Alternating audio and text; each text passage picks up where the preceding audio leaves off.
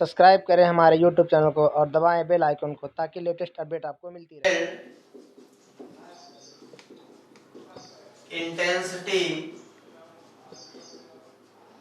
Intensity due to infinitely long sheet।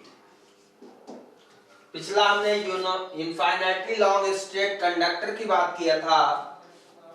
Gauss का application electric field intensity due to infinitely long straight conductor. Second है electric field intensity due to infinitely long sheet. पिछली बार हमारे पास एक straight conductor था like this. तो ये मान लो स्ट्रेट कंडक्टर है, तो स्ट्रेट कंडक्टर है तो इसका शेप कैसा आपको दिख रहा है? सिलेंडर जैसा। कैसा शेप दिख रहा है? सिलेंडर जैसा। इस सिलेंडर में हमने क्या किया था? यूनिफॉर्मली चार्ज डिस्ट्रीब्यूट कर दिया था। अब हमारे पास एक सीट होगी। सीट का मतलब आप समझ सकते हैं कि सीट ऐसी होगी जिसकी एक सरफेस एरिया होगी। तो इस सरफेस एरिया इस सीट में हम इस सीट की जो लेंथ है वो इनफाइनाइटली है। इनफाइनाइटली का मतलब ये नहीं कि ये सीट इनफाइनाइट तक है। इनफाइनाइटली का मतलब ये है कि डिस्टेंस के कंपैरिजन में उसकी जो साइज है वो बहुत बड़ी है। डिस्टेंस जो इलेक्ट्रिक फील्ड हम फाइंड करना चाहते हैं वो सीट के बिल्कुल पास में है। ये सीट है यहाँ पे, तो ये सीट तो बहुत बड़ी है, डिस्टेंस बहुत छोटी है। तो डिस्टेंस के कंपैरिजन में उस ऑब्जेक्ट की या सीट की जो लेंथ है वो बहुत ज्यादा है, इसलिए हम उसको इनफाइनाइट कहते हैं। और इनफाइनाइट का ऐसा मतलब नहीं कि सीट इनफाइनाइट तक है। ओके, तो सबसे पहले यहाँ पे एक सीट बनाएंगे। सीट, ये सीट है, इसको आप देख सकते हैं। अब सीट के अंदर क्या है? यूनिफॉर्मली चार्ज डिस्ट्रीब्यूट है इस तरह से। सीट के अंदर चार्ज यूनिफॉर्मली डिस्ट्रीब्यूट है। अब गॉस थ्योरम तो वहां एप्लीकेबल है जहां क्लोज सर, तो ये सीट है तो ये क्लोज है। अब इसमें हम कंसीडर करते हैं कि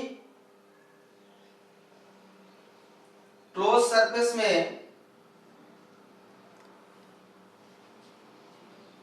इसका एक सेंटर पॉइंट है, सेंटर पॉइंट ओ। ओ से आर डिस्टेंस पे, आर डिस्टेंस बहुत पास में है जहां पे हमें इलेक्ट्रिक फील्ड फाइंड करना है।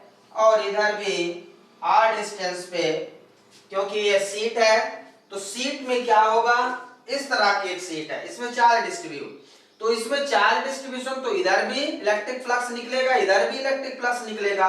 तो दोनों साइड में इलेक्ट्रिक फ्लक्स इसमें निकलेंगे, इधर भी और इधर भी। इसका मतलब इलेक्ट्रिक फील्ड इसमें ई इलेक्ट्रिक फील्ड इधर होगा और इधर भी हमारी इलेक्ट्रिक फील्ड प्रोड्यूस होगी दोनों डायरेक्शन में।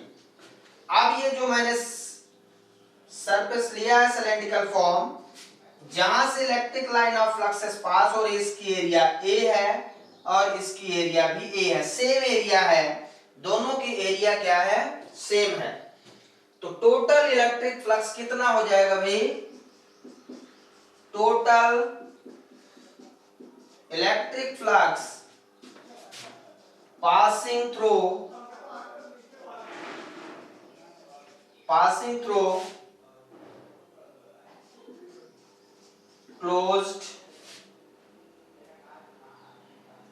infinitely long sheet, flux phi A equal to electric field E, surface area A, EA इधर का, plus electric field E, surface area A, EA। तो total phi E equal to कितना हो जाएगा? 2EA. 5E equal to how much? 2EA. अब यदि इसको हम अकॉर्डिंग टू गॉस यूज करें, अकॉर्डिंग टू गॉस थ्योरम, तो ये क्या आ जाएगा?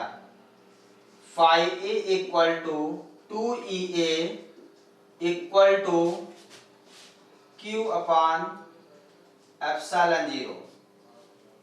ठीक है, अब ध्यान से देखना है आपको Q क्या है, Q क्या है। तो सबसे पहले इसमें सीट है, तो सीट चार्ज, सीट, इस सीट की जो चार्ज डेंसिटी है, डेंसिटी समझ रहे होंगे कि कितना चार्ज इसमें सीट के अंदर डेंस है, तो इसको हम बोलते हैं surface charge density.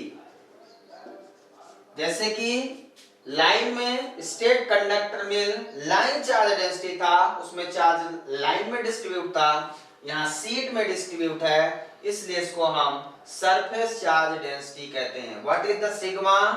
Sigma surface charge density Q upon A।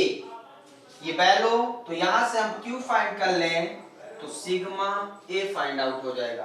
तो Q equal to sigma A, put the value here, 5E equal to 2E equal to कितना हो जाएगा? Sigma A upon epsilon 0। A से A कैंसिल आउट हो जाएगा, equal to हो जाएगा sigma upon 2 epsilon 0। This is the most important expression. What is the electric field intensity due to infinite sheet? Electric field intensity due to infinite sheet, आगे आने वाले समय में इसका बहुत ज्यादा यूज है। तो पेपर में दो में से कोई एक आ जाता है, electric field intensity due to long straight conductor या electric field intensity due to infinitely sheet. तो दोनों का एक्सप्रेशन बहुत सिंपल है, वेरी सिंपल एक्सप्रेशन, कुछ भी नहीं है। आपको दोनों की फील्ड को लिख देना है, उसके बाद गॉस थ्योरम का एप्लीकेशन करके फाइंड आउट कर लेना है। अब एक एग्जांपल की बात करते हैं। यहाँ पे एक सीट का एक्सप्रेशन मैंने फाइंड आउट किया है। यहाँ 2 सीट हो, 3 सीट हो, 4 सीट हो, कितनी भी सीट हो, तो टोटल एक्सप्रेशन फील्ड का वहां क्या हो जाता है? ऐड हो जाता है, एडिटिव नेचर हो जाता है। एग्जांपल के तौर पे यदि हम यहाँ पे 2 सीट लें, ठीक है, एग्जाम्पल के तौर पे हम यहाँ पे 2 सीट लेते हैं। अब इसमें चार्ज यूनिफॉर्मली डिस्ट्रीब्यूट है, आप ये समझें, एग्जाम्पल है, समझने का प्रयास करें बस। यूनिफॉर्मली चार्ज डिस्ट्रीब्यूट है, ओके। अब मुझे इलेक्ट्रिक फील्ड यहाँ फाइंड करना माना कि P पॉइंट, इलेक्ट्रिक फील्ड यहाँ फाइंड करना माना कि Q पॉइंट है, इलेक्ट्रिक फील्ड यहाँ फाइंड करना है कि माना कि R पॉइंट है। 2 सीट है, हमें इलेक्ट्रिक फील्ड यहाँ फाइंड करना, यहाँ फाइंड करना, यहाँ फाइंड करना। कहीं भी आपसे पूछा जा सकता है कि find the electric field at that point. तो सबसे पहले electric field at point P, सबसे पहले केस फर्स्ट में हम ये जानना चाहते हैं P पॉइंट पे इलेक्ट्रिक फील्ड कितनी होगी। आप देखिए ध्यान से, अब एक सीट के कारण, इस सीट के कारण इलेक्ट्रिक फील्ड,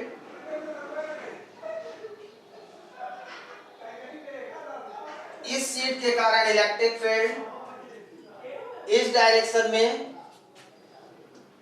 तो ये डायरेक्शन में इलेक्ट्रिक फील्ड, अभी मैंने उस इधर फाइंड किया था, डायरेक्शन इसकी क्या है, इस डायरेक्शन में, इस डायरेक्शन मतलब फील्ड के अपोजिट डायरेक्शन, अपोजिट डायरेक्शन में फील्ड नेगेटिव हो गई, minus sigma upon 2 epsilon 0, minus sigma upon 2 epsilon 0।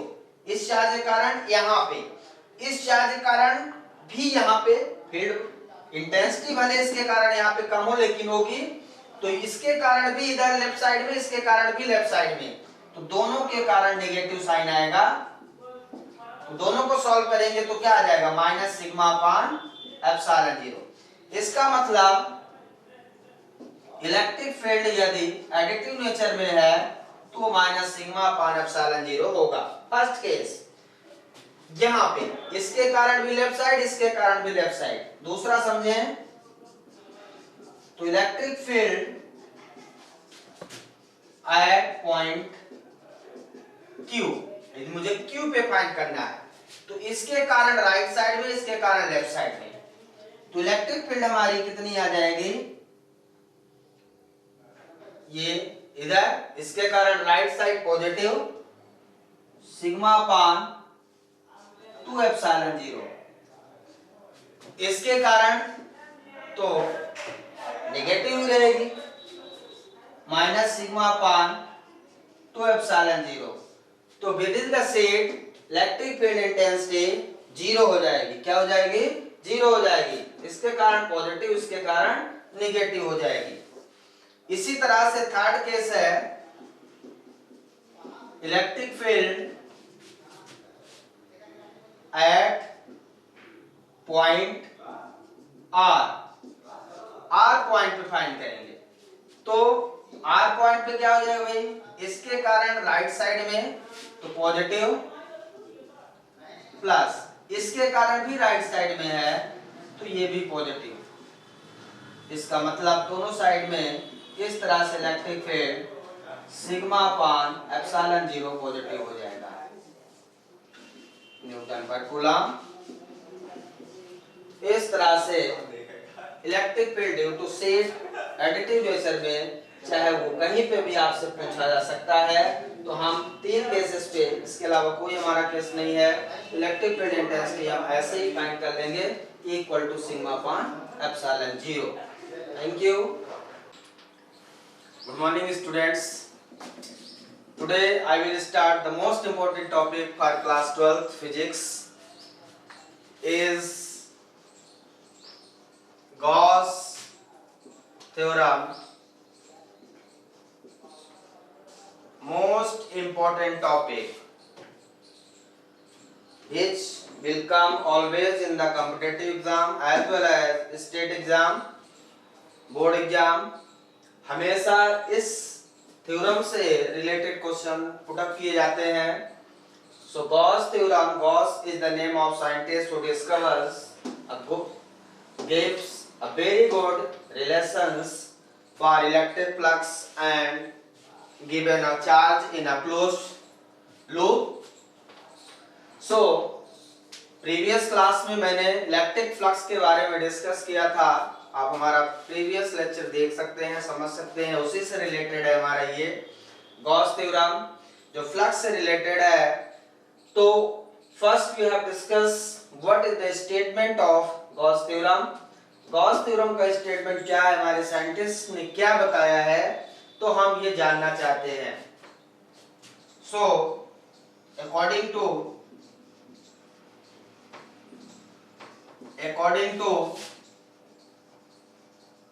Gauss, the net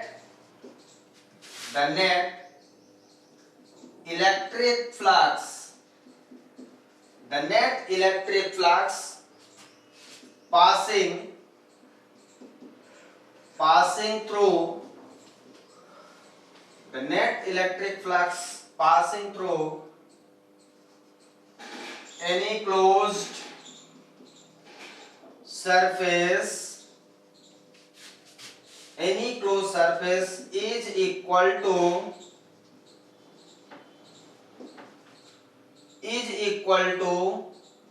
1 upon epsilon 0 times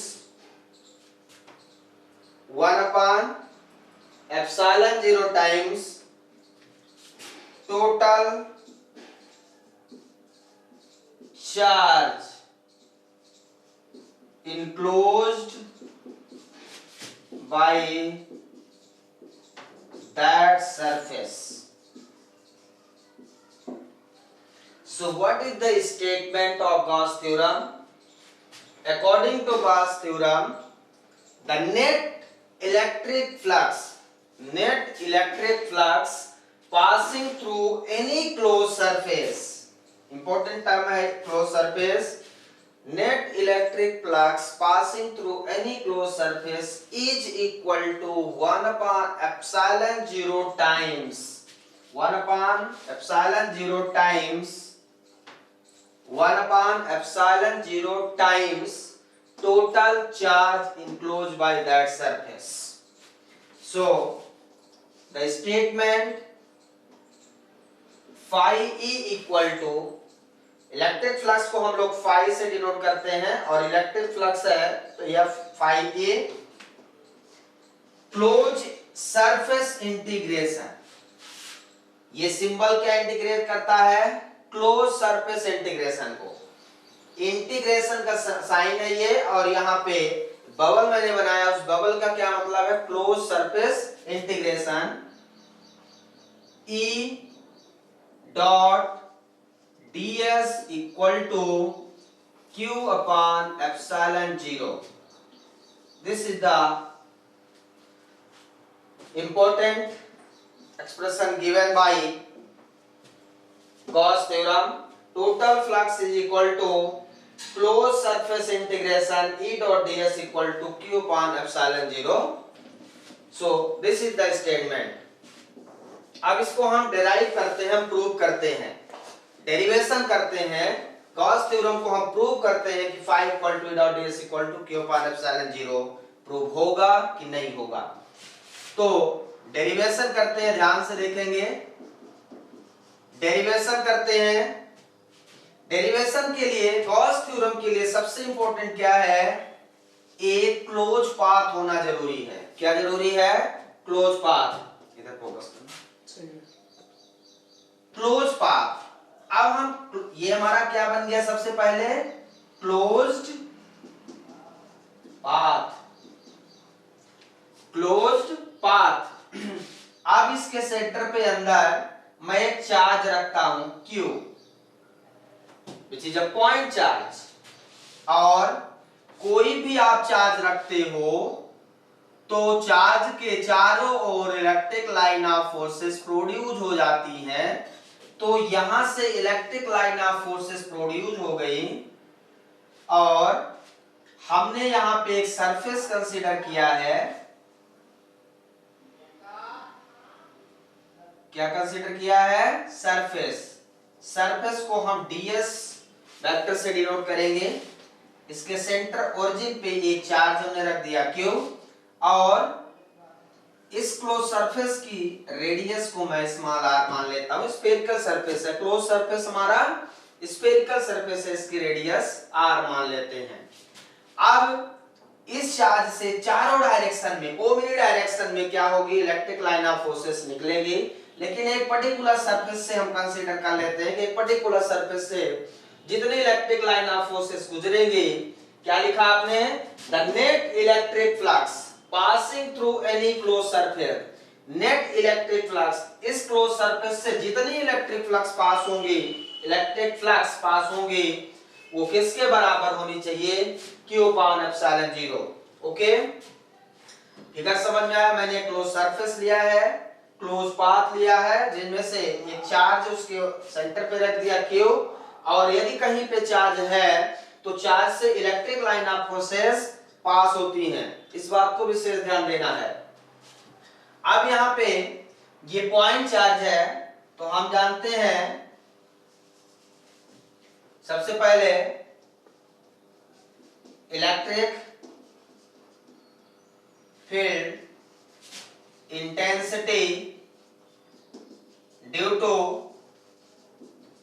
electric field intensity due to point charge E equal to क्या होता है, 1/4 pi epsilon 0 Q by R square. So what is the electric field intensity due to point charge, this charge, इस charge के कारण electric field कितनी हो जाएगी, 1/4 pi epsilon 0 Q by R square। अब यहाँ पे आप देख सकते हैं कि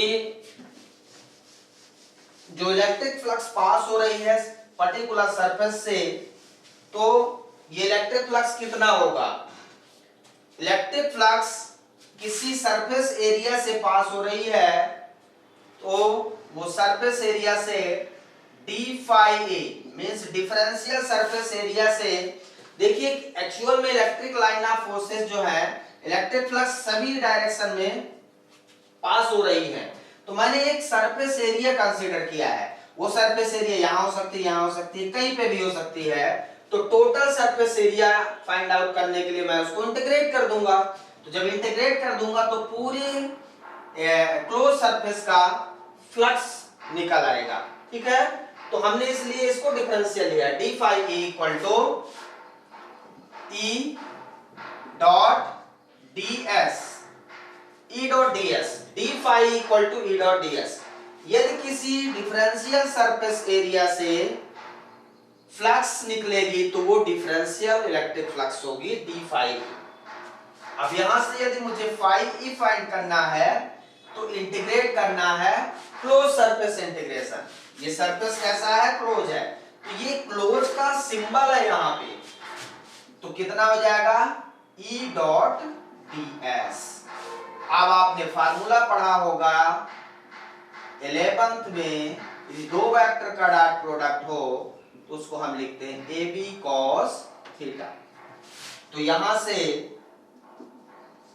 क्या लिख देंगे इसको, E cos theta D S, या E D S cos theta लिख सकते हैं इसको। E dot D S means E D S cos theta.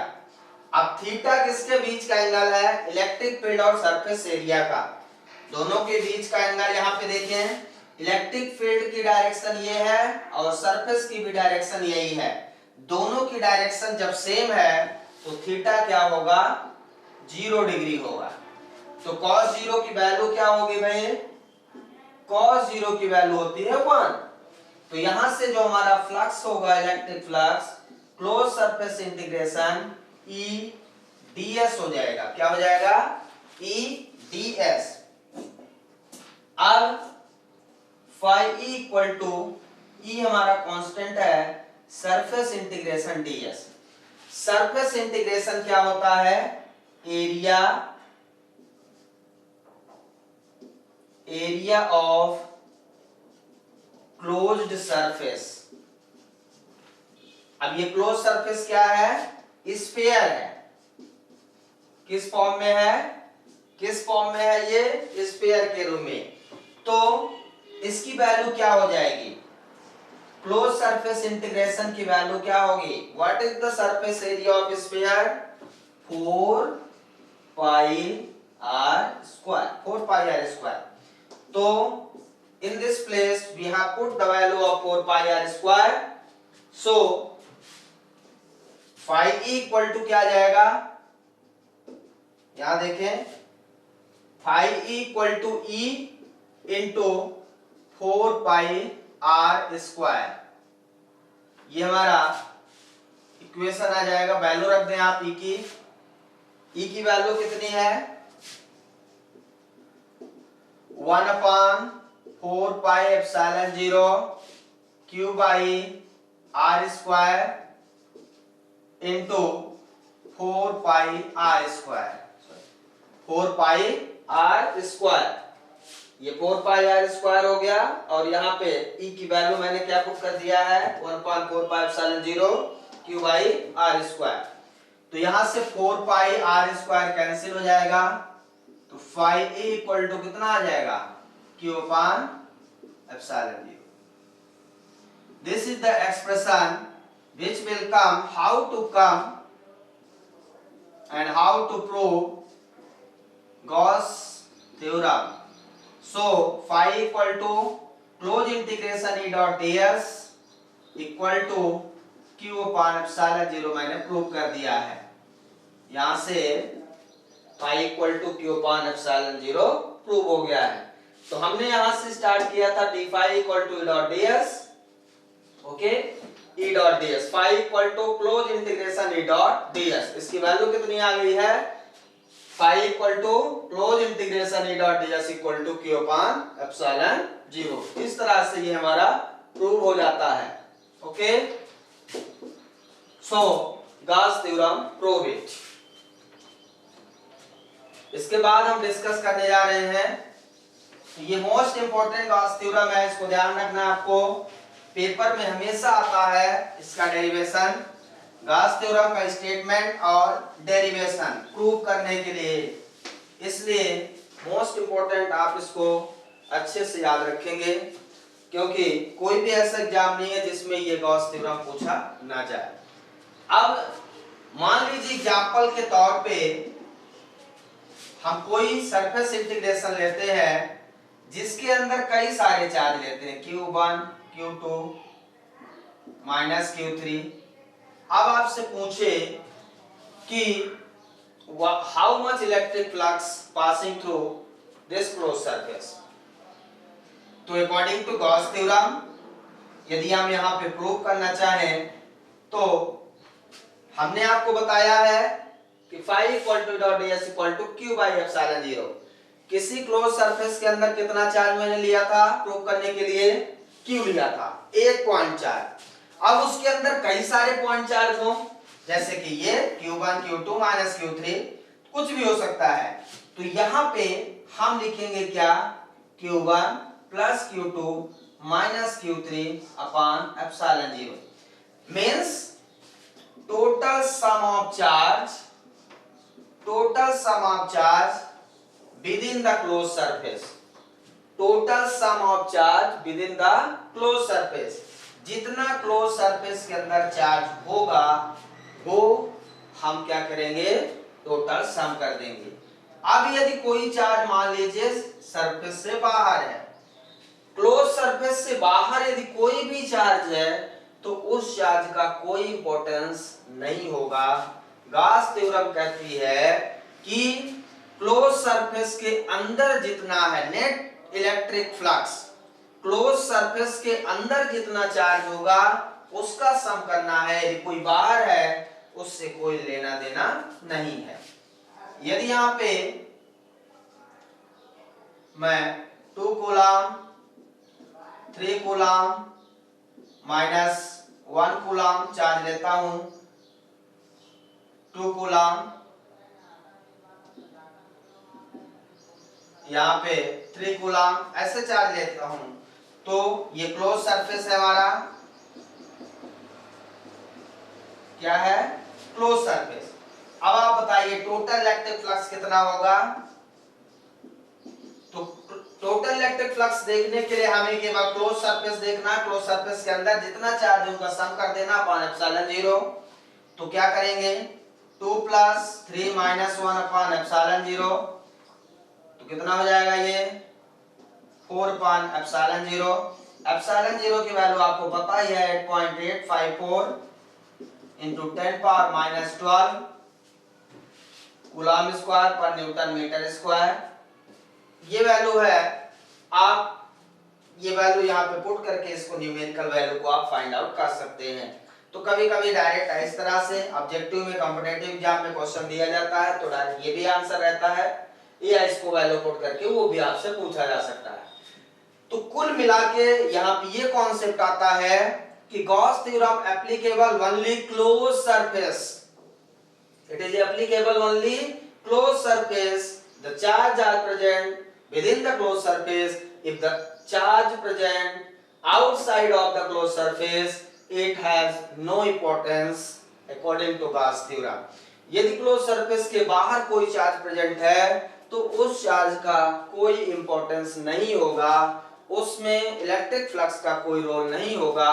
तो इलेक्ट्रिक फ्लक्स के लिए हमें क्या जरूरी है, क्लोज सरफेस जरूरी है। समझ में आ गया। अब हम यहाँ पे जानना चाहते हैं एप्लीकेशन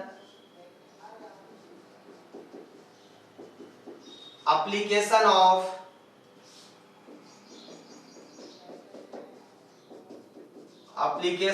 गॉस थ्योरम। तो गॉस थ्योरम का यूज करके हमें इलेक्ट्रिक फील्ड फाइंड करना है। हमें गॉस थ्योरम का एप्लीकेशन किस तरीके से हमें इलेक्ट्रिक फील्ड फाइंड करना है, इसमें गॉस थ्योरम का भी इंपॉर्टेंस है। तो सबसे पहले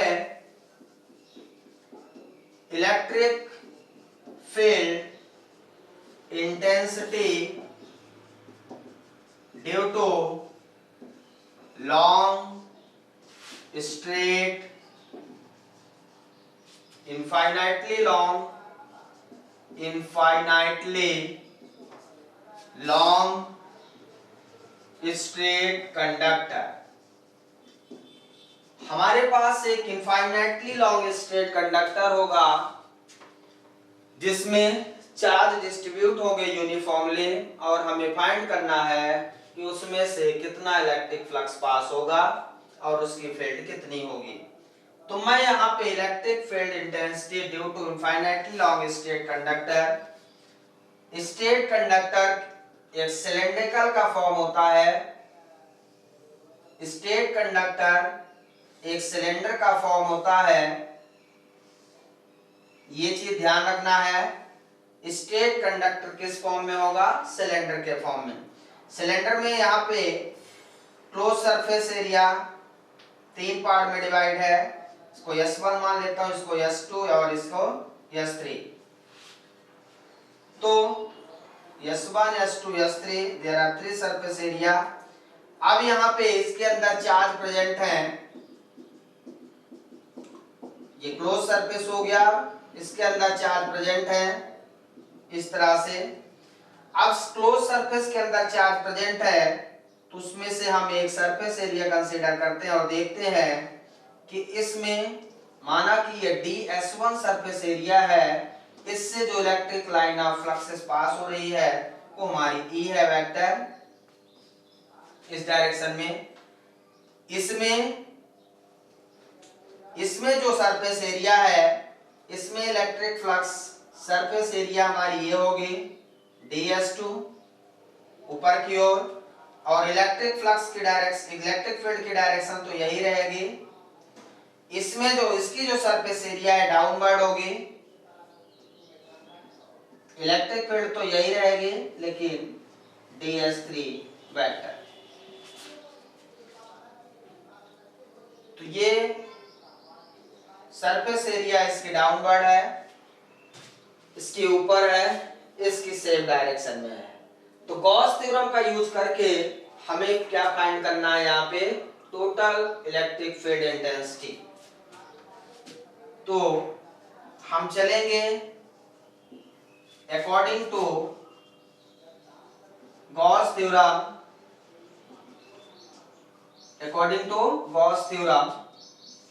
phi E equal to closed surface integration E dot ds equal to q upon epsilon 0 times। ये हमारा रिलेशन है। तो सबसे पहले इसकी वैल्यू फाइंड कर लें, फिर इसके बराबर इक्वेट कर देंगे। तो सबसे पहले close surface integration E dot ds equal to, अब यहाँ सरफेस इंटीग्रेशन कितने हैं close? 1 2 3, S1 S2 S3 3 close surface integration है। तो सबसे पहले S1 ds cos theta plus E dot ds भी मैंने ओपन कर दिया है। फिर दूसरा surface S2 ds cos theta plus ds cos theta S3। यहाँ पे ds1 है, यहाँ ds2 है, यहाँ ds3 है। अब ध्यान से देखेंगे आप, एंगल क्या है? इलेक्ट्रिक फील्ड और सरफेस एरिया का एंगल क्या है? यहाँ पे जिस डायरेक्शन में इलेक्ट्रिक फील्ड उसी डायरेक्शन में सरफेस। यहाँ पे इलेक्ट्रिक फील्ड और सरफेस एरिया 90 डिग्री, मींस यहाँ पे जो थीटा है वो 0 डिग्री है, यहाँ पे जो थीटा है वो 90 डिग्री है, यहाँ पे जो थीटा है वो भी 90। इलेक्ट्रिक फील्ड और सरफेस एरिया का एंगल यहाँ पे 90, इलेक्ट्रिक फील्ड और सरफेस एरिया का एंगल यहाँ 90, इलेक्ट्रिक फील्ड और सरफेस एरिया का एंगल यहाँ पे 0 डिग्री। सेम डायरेक्शन है, अलोंग द सेम डायरेक्शन। इस तरह से जो हमारा E डॉट ds आएगा, क्या आएगा? Surface integration S1 E ds1 cos 0 1 हो जाएगा, या cos 90 जीरो हो जाएगा। तो ये और ये टर्म जीरो हो जाएंगे क्योंकि cos 90 की वैल्यू जीरो होती है। तो दो टर्म कैंसिल आउट हो जाएंगे और cos 0 की वैल्यू 1, तो EDS1 बचेगा। अब EDS surface integration equal to E बाहर ले लो S1 DS1 बचा, ठीक है। अब यहां से नोट डाउन कर ले इसको, बहुत इंपॉर्टेंट टॉपिक है। Phi equal to dot ds Q upon epsilon 0। तो सबसे पहले मैंने ई डॉट ds को तीन सरफेस में ब्रेक किया। तीन सरफेस में क्यों ब्रेक किया? S1 S2 S3, ये जो सिलेंड्रिकल फॉर्म है ये तीन सरफेस एरिया को कंटेन करता है। तो S1 S2 S3 पहला सरफेस में इलेक्ट्रिक फील्ड की डायरेक्शन सभी में सेम है, लेकिन सरफेस इसका सर्कुलर का सरफेस डाउनवर्ड, इसका अपवर्ड और इसका अलोंग द डायरेक्शन। तो ये 90 डिग्री प्लेट से बना रहा है, इसलिए दो टर्म हमारे कैंसिल आउट हो जाएंगे। इक्वल एंड अपोजिट ऐसा भी समझ सकते हैं, ये पॉजिटिव जेड एक्सिस और ये नेगेटिव जेड एक्सिस दोनों के कारण फील्ड कैंसिल आउट हो जाएगी, केवल दिस डायरेक्शन बचेगी और S1 ds। अब यहाँ पे इसको हम फाइंड आउट करने जा रहे हैं। यहां देखें तो E डॉट ds कितना आ गया भाई? E और ये सरफेस एरिया की वैल्यू क्या होगी? सिलेंडर की सरफेस एरिया क्या होती है? सिलेंडर की सरफेस एरिया क्या होती है? 2 पाई इसकी लेंथ L मान लेता हूं, इसकी रेडियस R मान लेता हूं, 2 पाई RL क्या हो जाता है? 2 पाई RL। तो यहां पे मैं पुट कर दूंगा 2 पाई RL। तो ये कितना आ जाएगा? E dot ds equal to E into 2 pi RL। अब आप ध्यान से देखें, phi equal to E dot ds Q upon epsilon 0, दोनों इक्वेशन को इक्वेट कर दूं तो E into 2 pi RL equal to Q upon epsilon 0। E equal to क्या आ जाएगा? Q upon 2 pi epsilon 0 RL। अब यहां ध्यान देने योग्य बात है, Q हमारा चार्ज है और इसमें एक चार्ज डिस्ट्रीब्यूशन होता है। जो चार्ज का डिस्ट्रीब्यूशन होता है वो लैम्डा से डिनोट करते हैं, lambda equal to Q upon L। Lambda क्या है? Line charge density. Line charge density क्या है? Line charge density. तो यहां से Q की वैल्यू फाइंड करो, Q इक्वल टू क्या हो जाएगा? Lambda into L। ये वैल्यू यहां पुट कर दें तो E इक्वल टू क्या आ जाएगा? Lambda into L upon 2 pi epsilon 0 RL। L से L कैंसिल, तो electric field intensity lambda by 2 pi R, 2 pi epsilon 0 R। Electric field intensity E equal to lambda upon 2 pi epsilon 0 R newton पर coulomb. तो यहां पे electric field intensity due to infinitely long straight conductor E equal to lambda upon 2 pi epsilon 0 R prove हो जाती है। Clear है?